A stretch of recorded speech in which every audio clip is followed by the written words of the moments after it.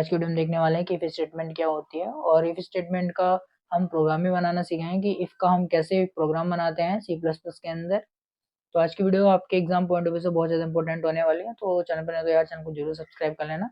चलिए सबसे पहले हम देखते हैं डेफिनेशन क्या होती है इफ स्टेटमेंट की। In C plus plus an if statement is used to make decisions allowing the program to run certain code only when a given condition is true। C plus plus के अंदर हम mainly if statement को decision making के लिए use करते हैं।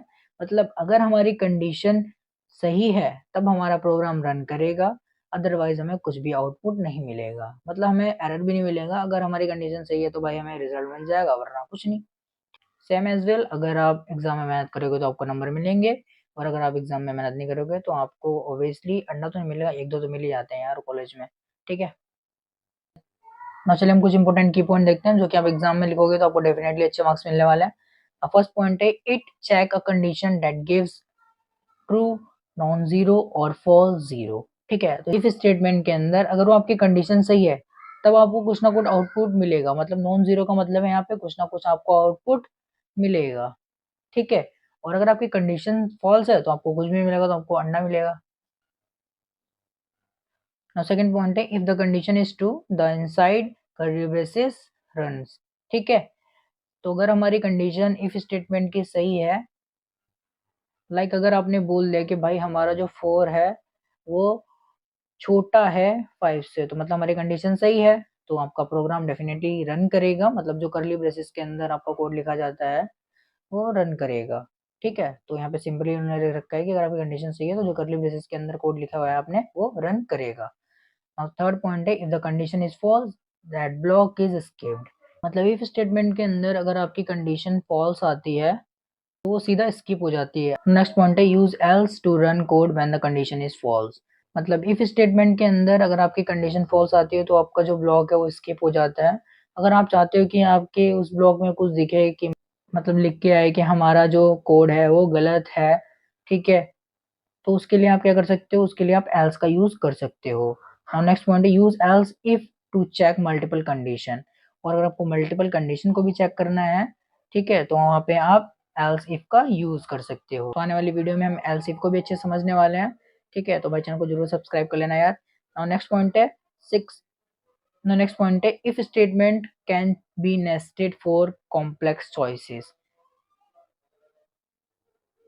If statement जो है आपकी वो नेस्टेड हो सकती है। मतलब इफ कंडीशन के अंदर एक और इफ, ठीक है, फिर उसके अंदर एक और इफ, ठीक है, तो इस तरीके से आपकी इफ कंडीशन की नेस्टिंग भी हो सकती है। मतलब अगर आपके पास मल्टीपल ऑप्शंस हैं, मल्टीपल कंडीशंस हैं चेक करने के लिए, तो वहाँ पे आप नेस्टिंग का यूज कर सकते हो।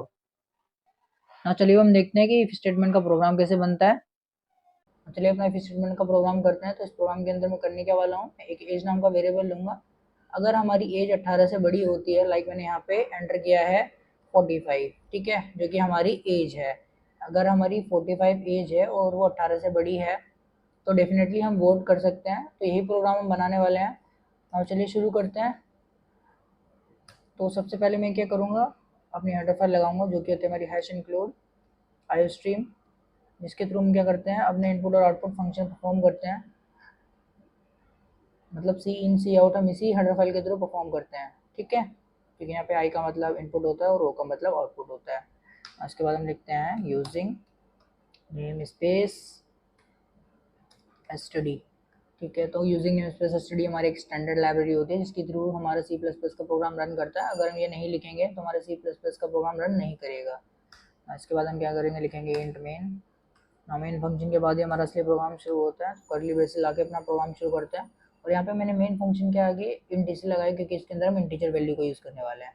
ठीक है, उसके बाद मैं क्या करूँगा, यहाँ पे इंट नाम का डेटा टाइप लूँगा और एक एज नाम का वेरिएबल ले लूँगा, क्योंकि हमें पता नहीं है अभी हमारी एज कितनी है, वो अभी हम एंटर करेंगे। हम सी आउट का यूज़ करेंगे और यहाँ पे लिखेंगे एंटर योर एज। ठीक है, तो हमने स्टेटमेंट ले ली ना। अब हमें अपने एज वेरिएबल का इनपुट लेना पड़ेगा, तो इनपुट लेने के लिए हम सी इन का यूज़ करेंगे। यहाँ पे सी इन लिख लिया हमने और एज नाम के वेरिएबल का इनपुट ले लिया ना। इसके बाद हम अपनी कंडीशन लगाएंगे फाइनली। तो अगर हमारी इफ स्टेटमेंट के अंदर अगर हमारी कंडीशन है कि हमारी जो एज है बड़ी है 18 से, तो हम वोट दे सकते हैं, डेफिनेटली वोट दे सकते हैं। तो यहाँ पे लिख दूंगा मैं सी आउट के अंदर you can vote, you can vote baby. Okay, ठीक है, बेबी हटा देता हूँ यहाँ। ठीक है ना, हमारा प्रोग्राम रेडी हो चुका है, तो इसे एग्जीक्यूट करते हैं, कंपाइल एंड रन।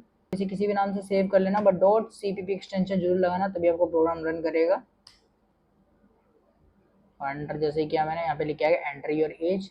तो जैसे मैंने बताया कि एज अगर हमारी बड़ी है 18 से, तो मैं यहाँ पे अपनी एज जो मेरी है भी है करंट 21। ठीक है, तो 21 मैंने अपनी एज डाल दी। नाउ मैं वोट कर सकता हूँ, यस। नाउ देखिए यहाँ पे लिख के आ गया यू कैन वोट। इसे एक बार और करते हैं। इस बार मैं क्या करूँगा, अपनी जो एज है उसे छोटी एंटर करूँगा। ठीक है, तो मैंने लास्ट टाइम 21 एंटर करा था, अब मैं एंटर कर दूंगा 10 ईयर। ठीक है, क्योंकि 10 साल का तो मैं हूँ नहीं, तो मैं वोट भी नहीं दे सकता हूँ। मैं एंटर करूँगा तो देखिए कुछ भी लिख के नहीं आया यहाँ पे। ठीक है, मतलब हमारा प्रोग्राम बिल्कुल सही है। सो आई होप आपको समझ में आ गया होगा। समझ में आ गया तो वीडियो को लाइक, चैनल को सब्सक्राइब कर लेना। बाकी मिलते हैं आपसे नेक्स्ट वीडियो में नेक्स्ट टॉपिक के साथ।